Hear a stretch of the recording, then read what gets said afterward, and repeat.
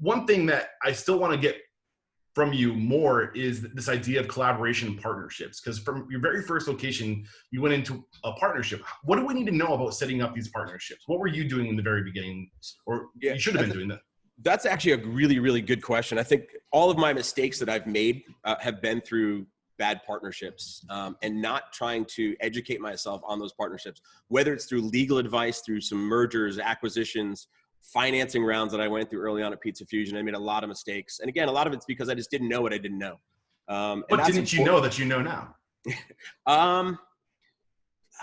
I try and I trust everybody, but I like I have a lot of legal help now to help me navigate contracts and things that I'm not a lawyer. I don't want to be a lawyer. Yeah. So I take the advice of professionals to guide me through things, but you also have to be guided through your instinct as well. Your gut instinct is a real thing. And I'd rather be wrong myself than doubt myself and make a bad decision because of someone else's advice. So what was it about your partnership? Who was your partner at Pizza Fusion? So my partner, Pizza Fusion, I didn't have any issues with him as we went through some early rounds of financing that I didn't, I was very young, very immature, didn't know how to navigate contract language. I didn't understand any of, secondary rounds of financing. I didn't understand toxic debt. I didn't understand a lot, so at the bottom of the ninth, we had about $4 million in capital on the table. It was pulled away from us, whether it was for part of the show or not, because there wasn't enough gray hair in the room. And that's a quote from one of the board members of the company that invested. I just said, look, I really don't care. I want to see my baby across the finish line, famous last words from an entrepreneur. I was like, listen, I don't care if you put some gray hair in as long as we get there together, and not realizing that there's always sharks in the water. But I will say that if it wasn't for that fundraising, that financing, we wouldn't be where we were at the time. So double-edged sword. I just would have been a little more careful with looking at contracts and understanding what the repercussions of it were.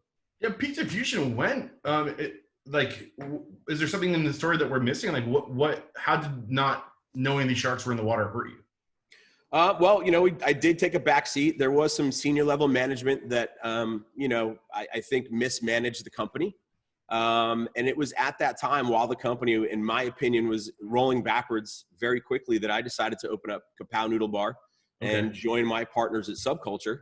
And after 2 years, the management group at Pizza Fusion kind of put their hands in the air, threw the keys back on the table. And I made the best go at it as possible to try and put it all back together, but it was kind of a day late and a few $1 million short. So if you could go back in time, knowing what you know now, and could have made one or two different decisions, would you have made, or what would you have done differently? I think, again, I would have probably stood up for the fact that I was the best person for the job to lead the company at the time. I would have found another investor or investment group that would have believed in me and the vision. It was painful to watch this really cool company that I think was changing the industry, or at least, positioning itself to change the industry, started stripping all that stuff away with the new management. There was no why organic, why hybrid cars, and next thing you know, you're Domino's or a Pizza Hut.